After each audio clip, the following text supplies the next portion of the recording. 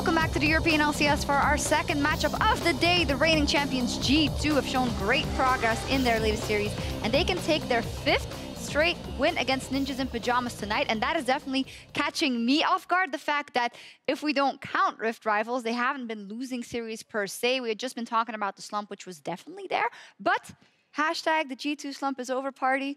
It seems to be the case. It seems like it. It feels like that G2, they're on their way back to being one of the best teams in Europe, if they're not there already. It does feel like that the meta is certainly suiting them, and I feel like one of the players that this is performing most in the current meta is Trick in the jungle. I feel like when you look at the tanks and his performance and how he likes to play, this feels very much like his style and where he can have the most success with. Just farming in the early game, providing utility in these great team fights, and utilizing the fact that G2 are a very good team fight team, as they demonstrated time and time again in the spring. Yeah, the 2-time MVP definitely playing more to that MVP status. He played Gragas 4 times in week 7, once Sejuani and then once at Duskblade Kha'Zix. So he's definitely saying, this meta is mine, guys. I'm going to put my stamp on these games a bit more. And that is why we think this should be a quite comfortable win for G2. If we look at their current form and maybe even their form before that, we wouldn't have seen them dropping a game to NIP. No, you wouldn't expect it. The only difference I could see is that the early game of G2 is not the strongest. They don't try to be super proactive, but that's because as a team, they often recognize we know how to play the map better than the majority of teams in Europe, we know how to team fight better, and we can rely extremely easily on Zven and Perkz to carry, as they have been doing so in the last few weeks. So I think that as a team, they are not looking to try and snowball early leads. It's going to be maybe slow and methodical from them, but it'll be interesting to see how NIP, with their early aggression, can do up against it. Yeah, NIP racking up a lot of first bloods, actually racking up some early game benefits, but never being able to snowball that game out. So if we look at the meta, it's obviously favoring G2, it's favoring Trick, but how much of the meta can NIP use to their advantage if we look at how they like to play the game? Well, what they can use is the fact that these team compositions are very straightforward. You group mid, and you fight, right? We saw it from Vitality earlier on. In Game 2, they group mid, they use the Alistar engage, and it's super easy to force these fights. Teams are evolving and adapting ever so slightly, but I feel like if NIP just adapt the strategy of, let's slow down a little bit, let's realize we don't have to get an early lead and run away with it. All we need to do is draft a composition that works well as a team, and if we can get that early lead, then just keep trying to force fights, keep trying to challenge G2, and maybe put them out of their comfort zone by getting some kind of big lead in the early game. I do think it goes a bit against maybe the intuition of some of the players on NIP. If you look at Prophet, we know he likes to go ham and he likes to go in. He's most played our Rumble, our Jarvan, our Renekton. Sjokz also, if we think of his best performances, it's been on Lee Sin where he can make some plays happen. So how much of a mental shift will it be for them to play more and be relaxed in the early game and play more for the team fights? In terms of a mental shift, I don't know if it will be a massive one. It's just one of those things where if we want to try and stand a chance of winning, maybe catch up to Rocket, or at the very least look good coming into the future promotion tournament, we have to find a style that at the very least works. And right now, they don't have that. They are not communicating properly. They seem to be playing all over the map. They're relying on Prophet to just sit in a side lane and take all these towers. And I just want to see them define themselves in a way that at the very least, they can have something to fall back on when things could get rough later on the split. We'll see what happens. We are ready to hit the Rift with G2 versus Ninjas in Pyjamas. Take it away, Drakos. Thank you, Sjokz. Good evening, everyone. I am Daniel Drakos, following the series along with Martin Deficio. You had an interesting series at the analyst desk. Blah, blah. Yeah, it's been not a great day for words for me, so I'm hoping you can pick up some of the slack. Oh, you came to the wrong guy there. I'm not going to help you right there. Well then, let's just jump into it. Let's take a look at the teams. We're going to start with G2 on the blue side. And as we look through that roster, a lot of expectations coming in as the team has started to improve, especially on that jungle and top position. Yeah, do love me some tank Trick. He's much more consistent now than before. He's not really having to do a whole lot in the early game, which benefits him a lot. Looking at Youngbog as well, the coach for G2 Esports. I want to see some good drafts today. I think last week they actually had some decent ones, and it's always been kind of the things that they talk about as a strength, is who would have good draft. We haven't always seen it this split, but in this meta, it should be easy enough for him to get good comps. Yeah, I'm curious to see what the adaptation is going to be, because they're facing up against an interesting opponent on the opposite side. Ninjas in Pyjamas, they're going to be on the red side. Look at that roster. Now, these guys have been struggling, but they have been known to go for some interesting compositions in draft. One man we kind of keep our eyes on pretty consistently throughout the weeks is Sjokz in the jungle. Yeah, so often when a team needs early leads, we have to look at a jungler. He is getting first bloods, and you guys know that whenever we bring up first blood as the only only stat for a team is because there's not a whole lot else to really highlight in that department. Because they are getting the early starts. They're just never really able to use them in the mid to late game, which is a shame with NIP. It's been 7-8 weeks now. We kind of want to see some improvement, but at this point, it's tough to really expect a whole lot. So we just want to see good early games, at least from these guys here, every time. And it's especially difficult to track that improvement when they aren't finding the wins. When a team wins, you can see why. You can see, hey, how can we repeat that process? Hasn't really been the case for Ninjas in Pyjamas. Wins few and far between. But as we enter the pick ban phase, we have to wonder how each team is going to approach 7-14. Is it going to be all about the tanks, all about the mid lane? Give me an A, give me an N, give me Or maybe K. we're going to see the 1-3-1 come out. Now, interestingly enough, G2 banning some of those disengage options that Stress bought up earlier today. So I guess this kind of counts when I said I really want to see more Janna because she is banned. You do technically get to see her, yes. Yeah, I get to see her, and it means that someone must have seen her somewhere, and they feel that she is actually strong enough to remove. I think, though, if you are NIP, draft a tank comp, draft a comp that can just focus on trying to force 5-on-5 team fights with a ton of engage. They're not specifically like super easy to play, but they're definitely easier to play than like a fancy 1-3-1 style, but you got to remember all the 12 steps in every lane, and it becomes a mess, you know. Much easier to just go for some hard engage, and that should be the way forward for NIP, and I think G2 Esports are kind of expecting that. Yeah, interesting. Zach going to be banned away. G2 Esports don't want to run the gambit of trading it for anything else. The Talia being banned is honestly a big surprise for me, and Nagne has been a comfort pick for him. Very true. We have seen Perkz play it a few times as well. He's been successful on it. The Zach ban, though, as you highlighted, fun story. Trick has only played it once, and he lost, and he actually looked really bad on it. It definitely seems like a pick that G2 Esports are just not practicing a whole lot, or at least they don't want to use their first pick on it, so they feel like they should just ban it instead. They do get Elise, though, so instead of giving that to Sjokz, who then maybe get an early game advantage, it goes in favor of Trick. And Elise, one of those champions we've seen so consistently permabanned, you almost forget that she exists in the LCS. It's been all about tank junglers, but 90% of the time, just because Elise is taken off the board. Now I'm curious to see what Trick can do with this. In his hands, he's had some really fantastic Elise games and some similarly lackluster ones. But NIP, Ooh, I like this. Clear plans on the opposite side. They've already locked in that Kalista. Yeah, this fits the, hey, let's get a lot of engage. Easy kind of to play comp. Maokai point and click engage. Massive ulti that you literally can't miss. And also Kalista adding a bit extra engage with her ulti. So G2 Esports have to decide now. They do like to play Braum normally. We'll even take it almost first rotation. We've seen it a few times from them. It is still a stable of Mithy. But obviously we know when you see a Kalista on NIP's side and have Sprattel, who is actually a little bit known for his Alistar, that you might look at a Kalista Alistar combo, and I think G2 Esports, they realized that as well, and they say, you know what, we're just gonna steal that. We're not a fan of giving you that option. You playing Alistar? No. We're playing Alistar. What a coincidence. Mithy's also known for his Alistar. Hey! But there's such a large pool of melee supports, I think we have to be pretty confident that if they are looking for that engage, that aggressive kind of Kalista team fighting plays, they're still gonna have something, just maybe not the dream combo. Flexing the Jayce as well, can go top lane, can sit mid lane, actually really good in both lanes right now. I feel like, and you already have Alistar adding as a frontline engage for yourself. So G2 Esports might actually try and opt into a bit of a 1-3-1 comp with some squishy members. But I like the takeaway of the Alistar. Wait a minute, Cho'gath is Yeah, and I gotta say, it's just very surprising not seeing Cho'gath be an early priority in pick and ban. Definitely was not the case last week. Showed up in very early on in the week and remained almost 100% pick ban throughout the course of everything. So I've been watching all of LCK on 7-14 right now to really also see how they value the Cho'gath. And it's very hit and miss. Some games it's not even touched. Other games it can actually get first rotated. Other games it gets banned. But there are definitely a lot of games where it's not even picked up. And I think one of the things that we have seen with Cho'gath is he's insanely strong, but he's very simple in what he's doing. Like, early game, he doesn't want to do a whole lot. He wants to just farm. He wants to get strong into the late game. And in a team fight, the value of this Cho'gath, of course, he's a massive tank who actually deals a lot of damage because it scales on HP, and he can basically one-shot an AD carry, almost one-shot an AD carry. So I think teams are trying to figure out how to play around it. Is it by having long-range champions he can't really get in range of? Is it by having champions like Cogmore, who can actually melt through him, that could come in for Zven later? Definitely a possibility as well.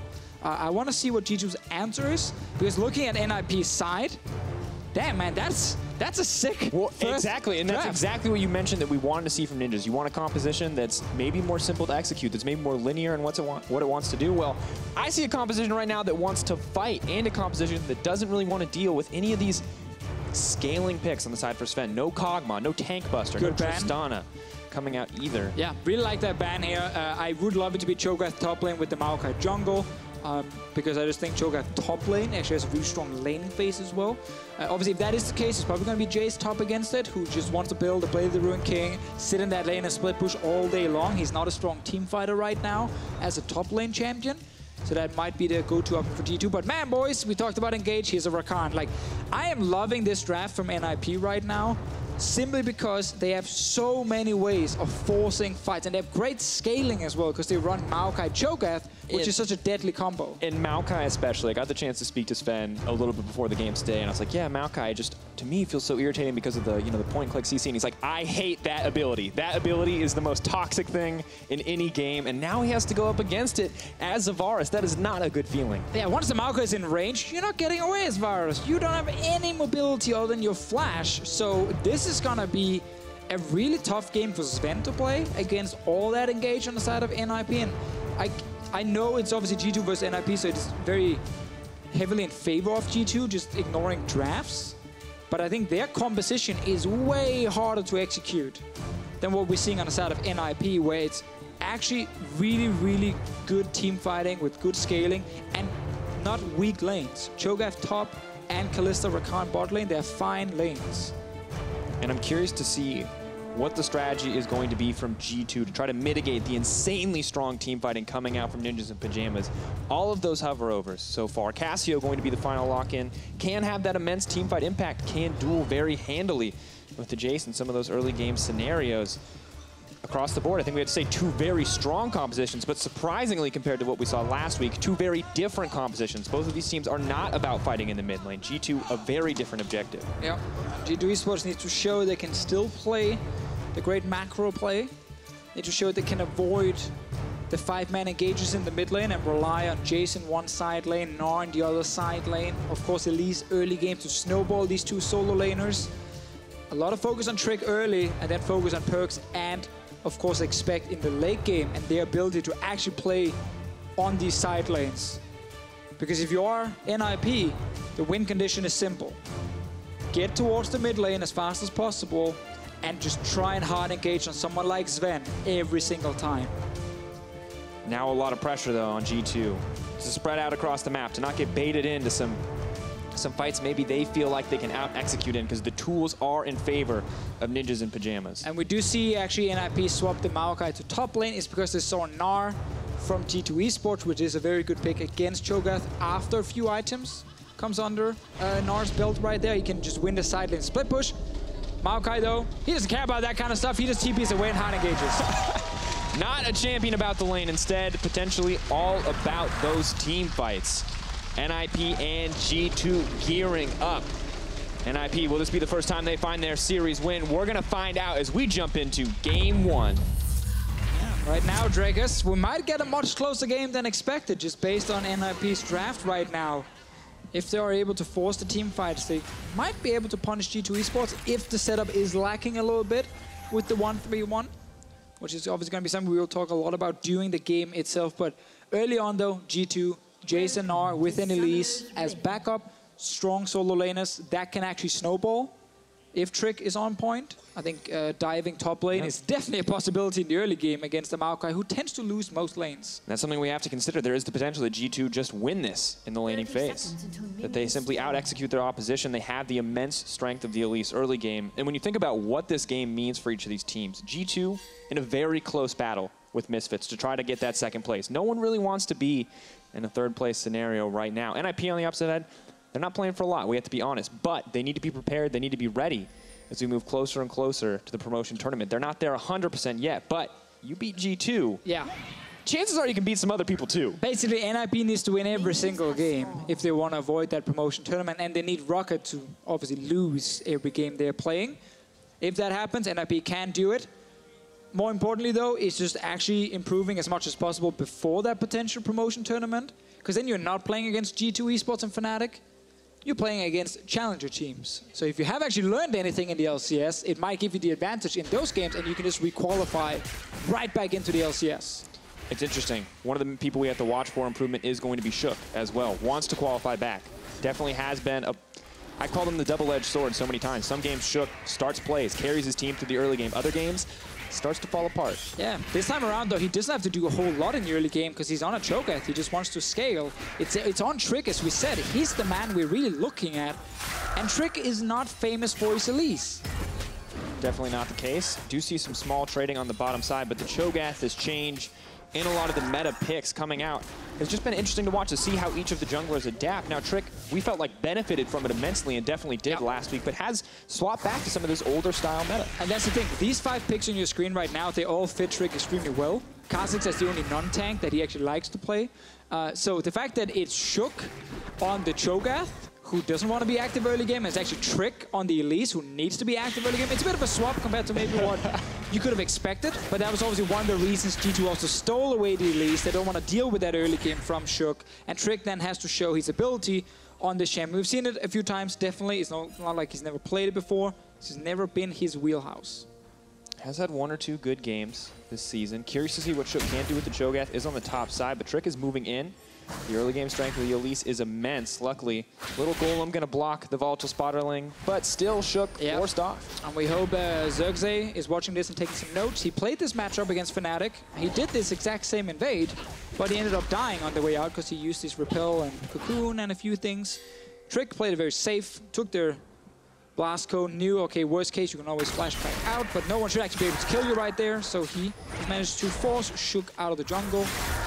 No early disadvantage for him. Obviously very hard also to gank anything this early when Cho'gath with this top lane.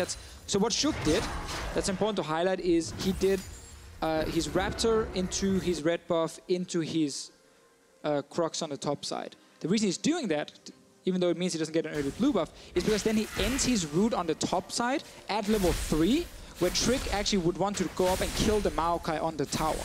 But Trick can't kill the Maokai because Sjokz is right there. So Sjokz does sacrifice his own pathing a little bit to make sure that Prophet doesn't get killed on the tower at level 3 by an Elise. Because that's what happens at scrims every time for these teams. Is that top laner, he's gone at level 3, 4, 5, 6, and he doesn't want to play the game anymore. And the thing I also like about it is he's not on the top side of his jungle low, approaching the end of a clear, vulnerable potentially to getting out 1v1. So he sets himself up for safety as well as Prophet up for safety. So it is, I think we have to say, really good pathing. And additionally, NIP with some early vision are going to know where Trick is going, and once again will be spotted out as he approaches into the jungle. Yep. Due to the push in the bottom lane against the Alistar lane, who's not the strongest laner. We saw an early ward from Sprattel being placed on the bot side camp as well. See if Trick is showing up there. The fact that they saw him on a ward up there and they don't see him on the camp, they should know he's on the bottom side. Aggressive all-in coming through. HeaQ taking a lot of damage here in the exchange. HeaQ and Sprattel were pushing very aggressively in the first few levels, using the advantage of Kalista, but now things have calmed down a little bit. Are forced to back off, knowing that Elise is on the bottom side and that all-inning very easily could be a death situation. Trick is mid now, walking past the same ward. And Perkz, that's the wrong guy you're shooting. Moving forward, nice cleanse coming in from Nagne. Calm play, Sjokz. Moving in, not going to go for anything too aggressive here. Flash is still up for Trick and Perkz. Summoner traded for Summoner, but Perkz definitely getting the worst end of the life trade, at least. Yeah, so good start from NIP with early wards to find Trick. Sjokz will show himself top lane. CC setup comes in. Silence first. No, he's not in range. Flash out. But good to get the Summoner spell away. We've talked about this when we see Cho'gath. We like to see that setup CC in those lanes. Advantage NIP once again. Sjokz's first gank after farming all the way to level 5 forces a flash. Trick's early ganks has basically done nothing except for a cleanse used by Nagne. So good starting from NIP, tracking the jungler, finding him. And that's kind of thing. I remember this actually just from... For some reason, I was sitting and watching my old games from Season 3. I remember that. I was wondering, I literally asked you, are you super Bane? Why are you doing that? It was really weird, but I do remember playing against like Evelyn back in the day. It's a little bit like playing against Elise right now, where in the early game, you're just constantly telling yourself, don't play aggressive if you don't know where the jungler is. The jungler could be here right now and you will die, and this jungler needs to snowball early game. So Elise is kind of the same for a lot of these laners. While you can of course see her on wards, you're telling yourself, if I don't know where the jungler is, don't play aggressive. Because if she's there, I just messed up, gave her a kill, and she starts snowballing, and it's my fault we're losing the early game. What is it going to be Prophet's fault right now? Expect may have bit off more than he can chew. The silence comes in. Prophet's going to throw down the snare. One cat going to connect. The second cat not going to connect. Backing off. Trick low mana is going to run out, and just a little bit of harass coming in from Expect to round out the play. Yeah, here was fine for NIP to be aggressive because they had 2 members top lane. They're not afraid of Trick just in a 2v2 situation like that when they get to jump on Expect. Nagne as well knows the jungler was just top lane without mana, so he plays aggressive in mid lane. And as soon as you get that information, you can actually start doing something in your lane. And Nagne, one of those players that's hard to read because so often he does, some games he does poorly in lane, and other games, as we've seen more through the season, he's been stepping it up, and right now is definitely out-trading Perkz. Perkz has sent multiple shock blasts just in the completely wrong direction. He's trying to hit Trick, man. Get out of my lane. Gotta let him know. Yeah, exactly. This is not your CS. He's taking his experience. This is my 1v1. Don't take this from me. Trick always trying to ruin the party in the mid lane. Sprattel once again doing a great job getting full vision of the jungle. They find Trick once more. Should get interrupted. Nope. Nope. That last 0.05 seconds, I believe it is. 0.5 seconds it is. Even if you do get a little damage down, not going to interrupt. Not sure if Mithy got vision there, but is probably going to press it anyway. Now, it is important to highlight, despite us talking about Elise early game, how much she needs to snowball, the early game is not over. And even if she doesn't get a kill in the first 6 levels, like, she's still so strong in terms of burst for the next, like, 10 minutes of this game, even more maybe. So there's plenty of time for G2 to get the advantage they need. You want to give items to Gnar and Jayce before they really become split pushers as well. So while you are a team who wants to snowball early game, you're not on the clock yet. That happens, you know, once we get towards the 20-minute mark, and NIP's tanks, they just come online instantly and they can just say, fight, fight, fight.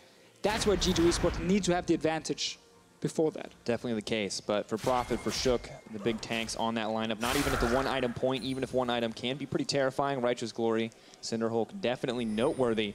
As you mentioned, not there yet, so for now, Trick still comfortable, still knows he can win out on the 1v1 duel, so pushing forward, getting a little bit more vision around the Dragon. Ocean Drake, irritating to play against for the laners, strong for the junglers to have, but definitely not infernal in terms of the early priority from teams. That's your Trick. If you can't gank the lanes, gank the Dragon. Nope, expecting to move forward. CC still does go on to Prophet, twisted advance, not quite going to dodge out on the wallop, so not what he wanted there, hoping for a little bit of an outplay. 3 stacks in the Hyper, he is just walking him down. Flash out from Prophet, Expect not going to follow this one up, but very good engage on the tail end of that Mega Gnar. As you can see, every top lane in Europe, they are thrilled that Maokai top is once again meta, so they can get to play him in lane, and you're basically punching back. You do nothing else but sit there and just take hits in the face 24/7 until your team says now they're ready, and then you TP away and you actually join team fights. So Prophet can't really do anything in this 1v1. Trick once again trying to ruin the 1v1 party in the mid lane. I gotta say, linear skill shots have not been the strength for the jungle mid duo right now for G2. A lot of empowered shock blast missing, a lot of cocoons missing.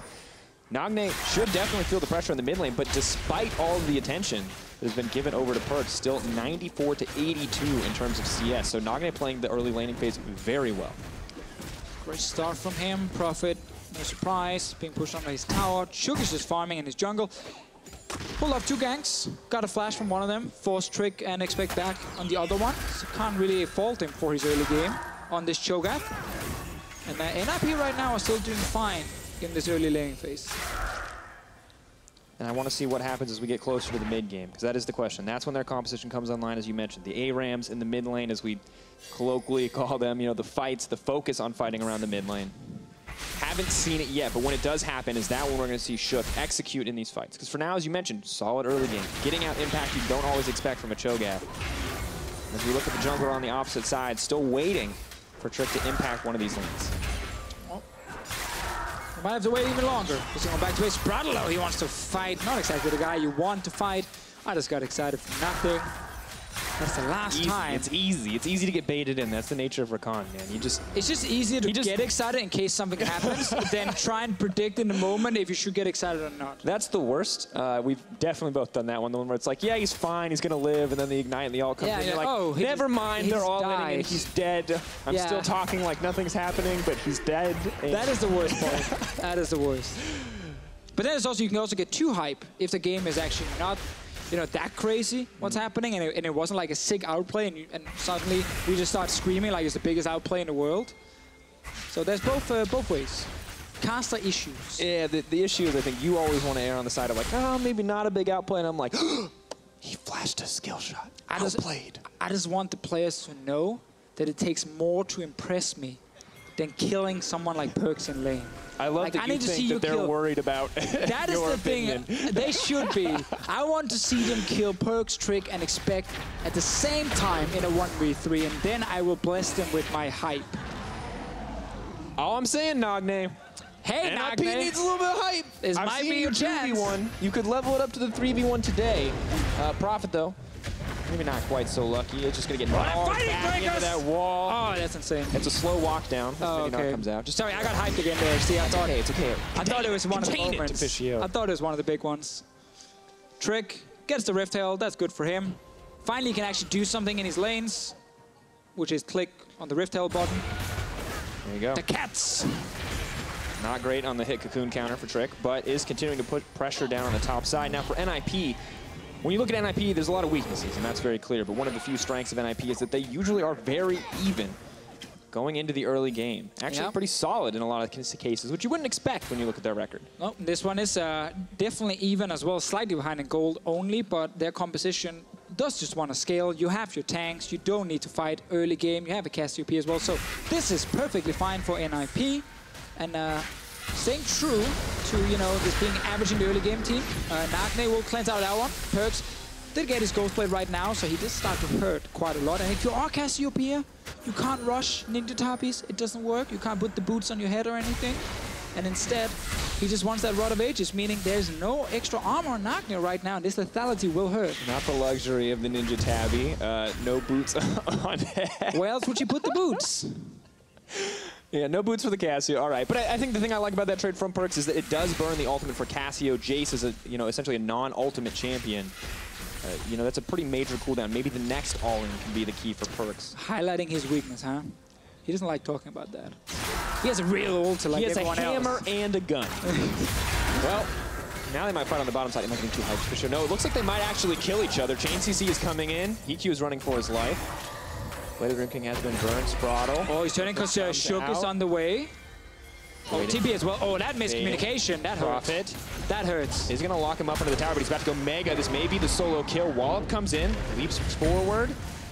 Little Penguin and Ice not going to connect. Yeah, everything just kind of looked weird there for NIP because Prophet was very clearly calling that he was going to join the fight. And then as soon as he TP'd, Sjokz just turned around.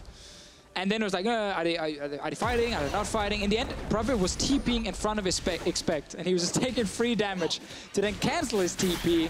Tower's obviously going to drop right now because Expect is already winning the lane. Sjokz now found his way to the bottom lane. Oh, this is bad news. Chain CC comes in. Silence will still get the Unbreakable Will out. Zven backing off. It's going to be a small trade on the bottom side, though. No follow-up, no ultimates available for NIP to commit. And this is where you can see some of the problems for NIP. The communication between Prophet and the rest of the team is still not on point. That play or that fight before, or a little move, could have resulted in something much bigger for them. Perkz is kind of baiting. Sjokz at the point where he's like, all right, so no matter where I throw the Q, you're going to dodge it.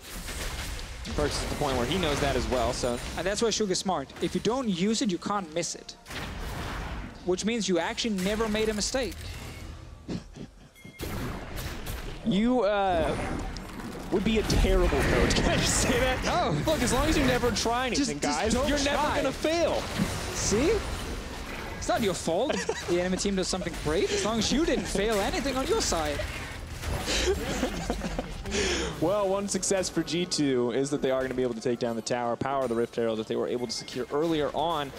And normally NIP coming in with maybe a bit more even at the 15-minute mark, but the explosion of objectives across the map has given G2 a significant lead. And it's so frustrating when you watch NIP and you see this early game actually go pretty well for them with the scale and comp. And then that play before where they completely miscommunicate the TP with the gank from Sjokz, and it all gets cancelled, which means Sjokz is now stuck on the bottom side, not able to do anything, and they lose top tower, they lose mid tower, and then suddenly everything they just did just kind of fell apart. And now it is suddenly the 3-kick goal lead for G2 Esports. It is the Gnar and the Jayce getting items under their belt without Trick actually having to do a whole lot. Like, this was built around just the laners winning and then that Rift Herald coming in.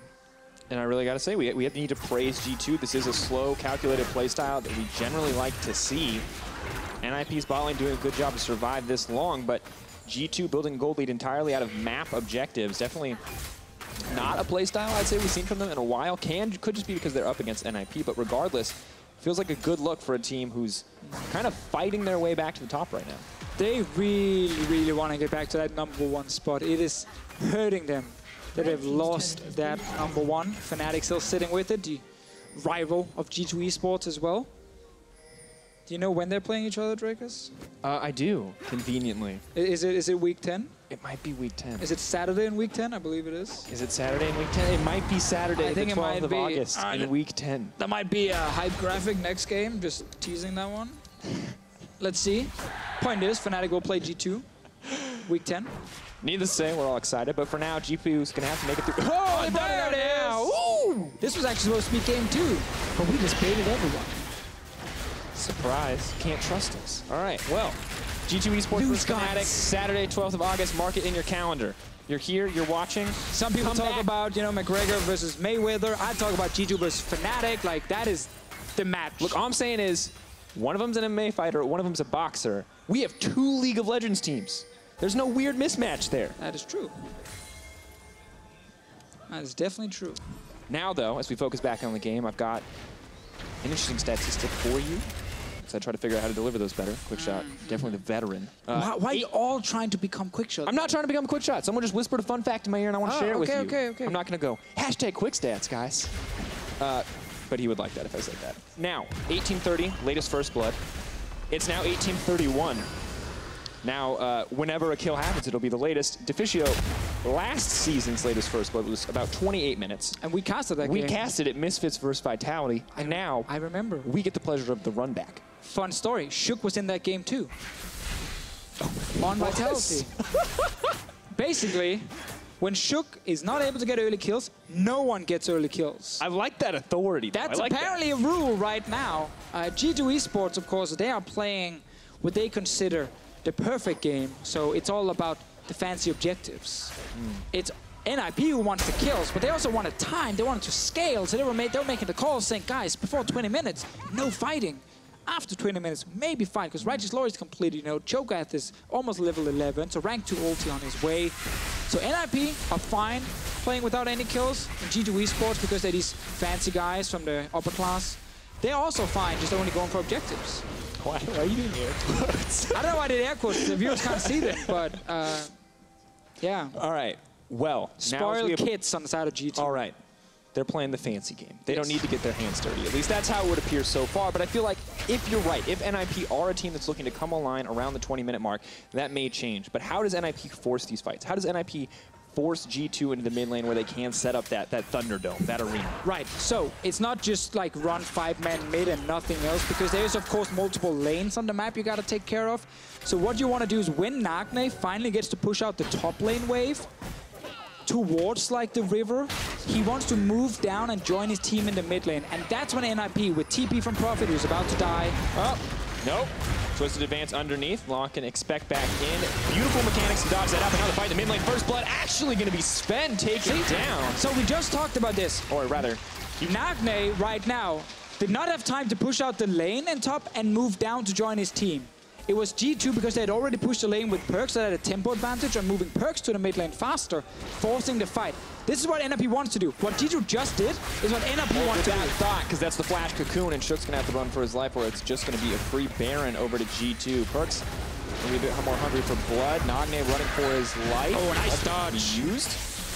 Sidestep coming in. They're committing under the tower. Perkz now could be in trouble. Nagne looking for the outplay. He's going to get one. Flash forward. Expect is there to play cleanup. Save the name of that mid laner, but Sjokz still on the hunt, is going to have to back off. All right, so in the end, we get 3 kills for G2, 1 for NIP. We did promise the 20 minutes, you know, that's where we're going to start seeing the kills, and it did happen. But basically, everything G2 did right there, it's exactly what NIP wants to do. Your side laner pushes out, goes to the mid lane, and then you force a fight. Now that is much easier for NIP to do normally because they have hard engage. So this is actually a situation where NIP should not get caught. Because look at your minimap, guys. Cassiopeia is not there. NIP needs to just surrender the mid lane and say, our mid laner is not here. Enemy mid laner could be. Back away. Otherwise we will get engaged on and we could die. They didn't respect that. That's why they got engaged on and died here. The cool thing for NIP is it's much easier for them to make this play G2 just made. Because even if G2 is standing at the tower feeling safe, suddenly you fly in with, you know, sprattel, profit, everything. There's so many ways to start the fights that it's almost impossible for G2 to avoid an engage like that. Avoiding that engage for NIP should have been really easy. Now that they have to be careful. Trick no flash, burned it in the last engage. That means that NIP are going to be able to walk away safely. Mithy, even with the Mobies, not quite able to catch the Cho'gath. We have to keep our eyes on each of these teams. Where are they going to fight? Expecting Gnar. This is the one time where he will have more team fight impact. So right now, G2, they don't have anyone hard pushing top lane. So NIP, they actually have a small chance in the mid lane to force something.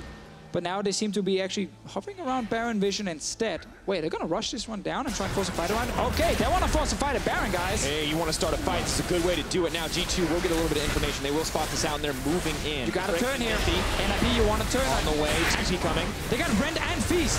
They can definitely do it. Moving forward. Mithy in the pick. Can they get this one down? That's going to be Baron for NIP. G2 have they bit off more than they can chew because on the front line, goodbye, Trick. You are going to drop. Mithy now running for his life. The stack still in. Leap in from sprattel. That's aggressive. HeaQ, he's dishing out damage from the backside. Woo! The fight's just going to keep going for now. Looks like G2 want to get something more here, but they have to be careful. Gnar could be a turning point. Don't think they can chase this one down. Deficio. NIP have secured a Baron against G2. That was a hype moment. Everything in my brain was like, you got to turn. You got to turn and fight them. It's so early in the game, and then it clicks. There's a Feast. And there's Rent, and a Smite. There's so many ways to nuke that Baron down. Not from 500 HP, much more than that. So actually they could rush it down in 22 minutes. They literally sat there in their communication and said, don't do anything in the early game, get past 20 minutes. If we ever get a chance, just rush the Baron. Because again, either you turn and you fight with your team fighting comp, or if the enemy team is so slow to react, you just feast and rent the Baron, and you kill it. Man, that was a brilliant call. And it was at Deficio. They got the most important part. They got that chance. Things started to look grim when G2 started to win fights in the mid lane. NIP, we have to say, could have just been the end for them if things continued on that trend, but they make that change we talked about. And it's, you can't really blame G2 because G2 are basically saying we're using this advantage to get a Drake. Then they want to reset the map. They want to put Perkz back in the top lane. They want to put Expect back in the bot lane and set up the 1-3-1 push again. They never got the chance to set that up because no one expected NIP to just rush that Baron. No, but you didn't, G2 didn't? I think 100%. Both, you know, we're all guilty here of underestimating. Except for that one guy who's going to let us know on the internet. There's the one guy who would, of course, predicted it because he just saw it happen and he's now writing it, you know, on Twitter, on Reddit, whatever it is. I don't know. That's the kind of stuff where sometimes you kind of underestimate the value of a Cho'gath at a Baron. And you're so used to seeing Kalista rush down Barons. Adding another element to that, man, that was quick. And even Cassiopeia is so fast. That was a Baron killing comp. And it's something when we look at a tank meta, when we look at the strength of all these individual champions, we forget about those small nuanced things, their ability to secure those objectives. And right now, it is just such a huge boon for NIP and for G2, a team that was playing this clean, playing this confident, not giving up anything, to suddenly start losing objectives, giving up Baron. It could be disastrous. We're going to have to hold that thought. There's a fight in the mid lane. Quickness goes in, moving forward. Sjokz looking for a little bit more. The kittens are on the way. Perkz, definitely a Cats fan. Now moving in for profit, though. Going to get knocked back, and Trick deleted instantly. G2 doing what they can to hold on to the tower, but I don't think it was the right choice. Oh, one of the big things about Maokai ulti is it's not just about engaging or joining fights, it's also zoning. Forward, Prophet pulled back in the middle of the team, may not be where he wants to be, but he is just so tanky. Sprattel with a quick leap out, HeaQ on the front lines, but he is gnarred into the wall. Expect trying to turn the fight. Can't keep it going, the knock up there. Oh my God! Perkz on the backside, the emotional roller coaster of the fight. The shock blast going to land, and Perkz has to be careful. I don't think he can push for more, but still looking so hungry for blood. A surprisingly even game now, Deficio. Oh, this is what I like about this meta, is you can draft these compositions here that can make some of these quick moves where it's not about setting up a slow push in the side lane or crazy vision control. You can just pull the trigger and you can actually make stuff happen. This is what we see right here. Notice when the Maokai finally joins, how his ulti is used to zone the entire G2 Esports away from the turret. If anyone gets hit close enough, they will die. That's what happened to Trick right there. NIP wins the first part of the fight, gets the tower. G2, they're feeling a little bit too happy right there. Wanted to look for a re-engage. I think actually HeaQ diving in is very, very risky, first of all, but the fact that he stays alive, it's almost a shame that Perkz kills him in the end. I mean, that would have been a great escape. Definitely. I was 100% convinced he was dead to the Gnar combo, and I think I would have to watch that back 3 or 4 times to understand exactly what happened to make sure that he did not die there. Could have been one of those romantic movies where they get each other in the end and it's all beautiful. Yeah, you guys are all about Desire Rakan. It's about Kalista Rakan. Look at that. It is now. And in the end, on the way out, they didn't get each other. HeaQ died, and the fairy tale ended in a bad way. Saw there briefly. Young Buck's mother on screen, here to witness her coach son dominate ninjas. Not quite as expected. Yeah. It may be the case as we move forward. Maybe she's judging the pick and ban phase, thinking Young Buck took too many chances with the early game. We don't know. I mean, he got Elise. That doesn't feel like a chance to me in the early game. I mean, the point is, you could have, you know, denied NIP running full tank engage combat. As an example, I'm not saying. All right, well, we're gonna have to hold that thought because the kittens may be coming, but Prophet's still dead. Yeah. Well played by Expect. And this is what I like about G2 is the fact they're actually in a game like this saying, no, we want to try and counter the tank comp by having 1-3-1, by killing them in the side lane, by denying them big team fights mid. NIP had that one big play in the shotgun. They used it very effectively. They got the Baron. It was possibly everything they had planned for with this comp, but they need more to win this game. It's like a 3-minute reload when the Baron buff fades, and we're at a minute 18 until they can reload the gun. And now G2 should be ready for it. Mithy! Absolutely, Mithy moving forward. Sven following it up with the ultimate. No one can hit him even when the Rakan goes in. Sjokz tries to get the Nom, and it is going to be Sven going down. Sprattel, Nagne there on the retreat, running back to the blue side jungle, hoping to make it out, but Perkz, the double kill. Expect is dishing out the damage. No, the headbutt pulled! Mithy ensuring the triple kill for Expect. G2 Esports, despite losing Baron earlier, they're still 5,000 gold ahead after a fight like this. They got the Drakes, they will get another one for Trick and the rest of the team. And we get to see G2 saying we could get that mid-game advantage with our composition. Punish NIP a bit in the side lanes, a bit in the mid lane. They want another kill. James ZC comes in. Prophet's going to do what he can to hold on, but the kitty cat Pyjamas not offering quite enough protection against 3 champions. So that's going to be the ace coming in for Expect. 6-1-1 for the G2 top laner. That is a monster performance. We wanted to know what would happen when you stop picking the Jarvan every game, and you can see that the Gnar in his hands. I like his Jarvan. Definitely terrifying. I like it too, but it's nice to me. You want to see him win the side lane split push. Nice engage from Mithy, showing the value of this Alistar. It's actually kind of the same as the play early in the game where NIP lost a few kills. They don't really respect when they can't be 5 members together. They seem to, of course, know, yes, it is a 5v5 teamfight comp they're playing, but Prophet was dead here. Like, step away, reset the map. They really always, with that group in the mid lane, want to push forward when they're actually technically not allowed to do it. And they've been punished twice now by G2 Esports, and it's cost them a lot. And clearly they're allowed, just not the right choice. Now, Mithy says no. Mithy not a fan, clearly. And without the Maokai there to threaten the backline, Mithy is free to force those engages, to be that aggressive frontline Alistar leaping into the fight.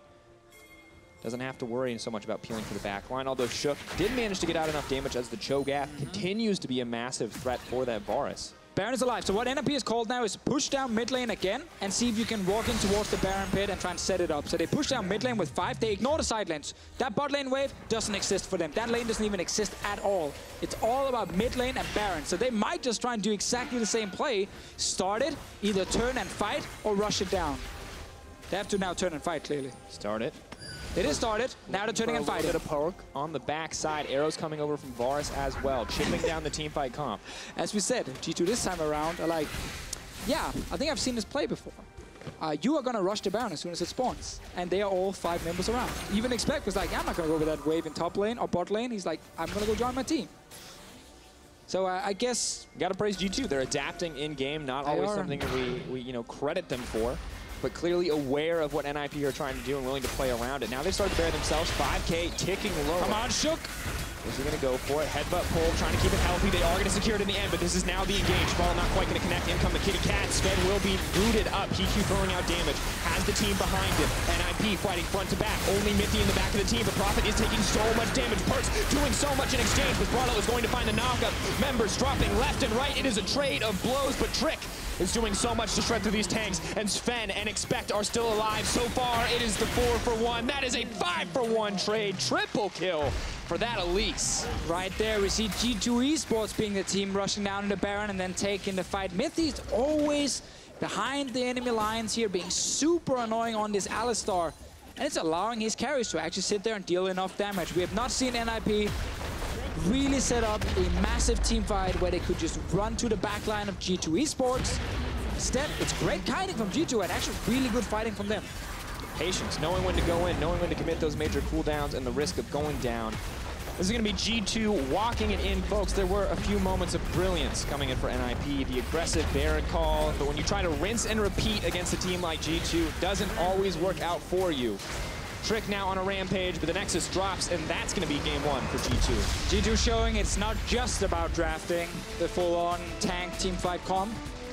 There is definitely a lot in terms of execution, and one of the things we highlighted in the pick and ban phase was that, yes, it looks really good on paper for NIP right now with all the picks they're getting, but it is still NIP versus G2. There is a big gap in skill between the teams. I think G2 did a great thing here where they took the Elise, they said, let's play 1-3-1 against the tanks, let's practice it on stage. And they actually showed some good moves, you know, getting pressure topside with Jayce, move him into mid lane, force a fight, and the Baron play, that was just a great call from NIP, more than anything. And that was actually the only thing that kind of went wrong for G2 Esports. I mean, we have to praise NIP for that, but at the end of the day, G2 continued to adapt, continued to be the smarter team over the course of this game, and I feel like NIP, yes, they saw that play, they saw that they could do it again, but they didn't have the vision, they didn't have the setup, they didn't have the same advantage this time around. Well, G2 took the lead in this series. Let's get some thoughts from our analysts on their win.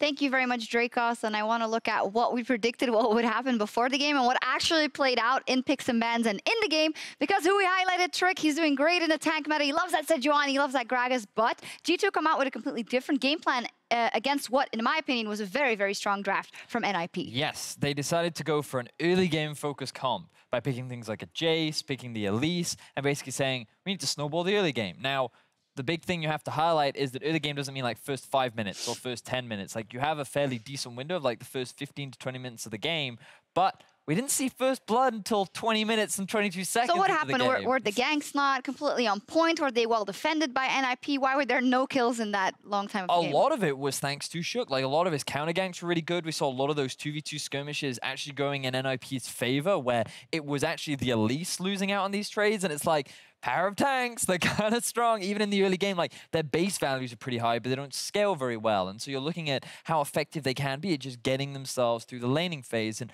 I was very impressed with how well NIP were holding their own. In the mid lane, Nagne, he had a pretty significant advantage over Perkz too.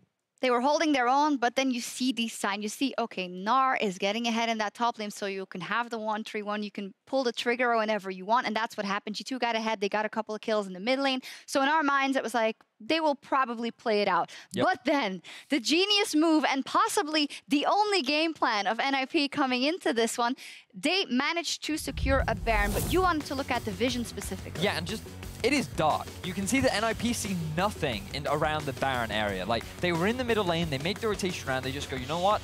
Let's do Baron. Gnar is bot, he has TP, we don't care. Perkz is pushing mid, we don't care. They know we're doing this, we don't care. And everyone is screaming, stop right now, this is gonna hurt. But they have a Kalista Rend, they have Smite, and they have Cho'gath ultimate, and you just can't contest against that if you're G2. They just don't have the ability to do like 3,000 burst damage in an instant. And so NIP, they get the Baron, and then because G2 get caught completely unawares, they end up losing the fight as well. And NIP are like, oh my god, they're actually, this is exactly the kind of play that NIP were like, plan, executed well, executed finally. You were highlighting the vision, so maybe they just thought, if this is our only chance, we shouldn't risk anything by trying to get that deep vision in, because we're gonna put 100% into this Baron attempt. So in some world, it was maybe their plan executed perfectly, but I was more surprised, or happily surprised, by the fact that after that, they could go mid, they waited, they didn't just rush into it, they bided their time, as we see in this replay, to get that mid tower, to force the fight, and to pick up a couple of kills. I thought that was even more impressive. It just highlights back to the telestrator Stress made this morning, which is righteous story and the ability for support champions to engage, and the ease of which teams can very easily follow up. Just the fact that this Maokai ulti can just run down mid lane. Oh look, 4 members of G2 locked up, nothing that they can do. And then just individual outplays that we're seeing from NIP as well. Like, keep your eyes on HeaQ this fight. The fact that he flashes over the wall, you think that he's going to die when Expect is in his face as well. But the teamwork that we're actually seeing from NIP is a real step up. And it all ties back into the fact that this meta is suiting them. This gives them the opportunity to just play as a group. They don't have to understand how to play the 12 steps of the side lane, the 1-3-1. They just group mid, they make fights happen, and their individual skill is actually helping them a lot.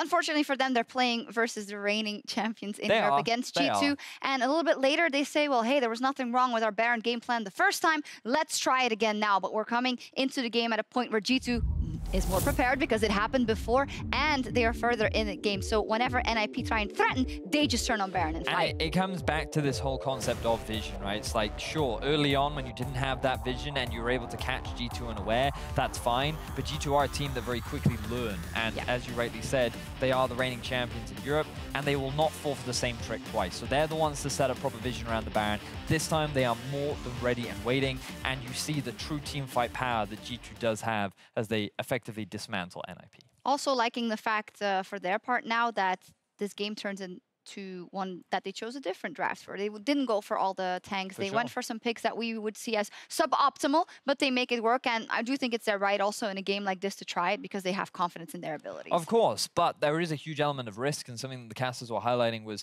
very much this is a very difficult to execute composition, and we did see why. Because when they do group up mid and they just run it down, the ease of which it is to force these fights is very, very easy. And against stronger teams, this might not work in favor of G2, but what they are recognizing is that we do have options. These are the little things that we need to shore up, and maybe they'll stick with it going into game 2, and that could give NIP an advantage at the very least, or opportunity to get a game in. Let's see if NIP get another strong draft, and they have a bit more in their playbook, but it's G2 that are just one win away from taking down Ninjas in Pyjamas. We will be right back for game 2.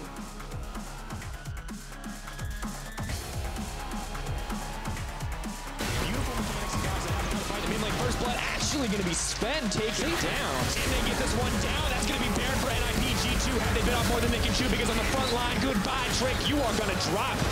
Mithy now running for his life. The stack still in. Leap in from sprattel. That's aggressive. He is gnarred into the wall. Expect trying to turn the fight.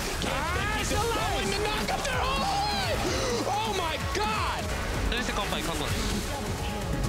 Oh my god.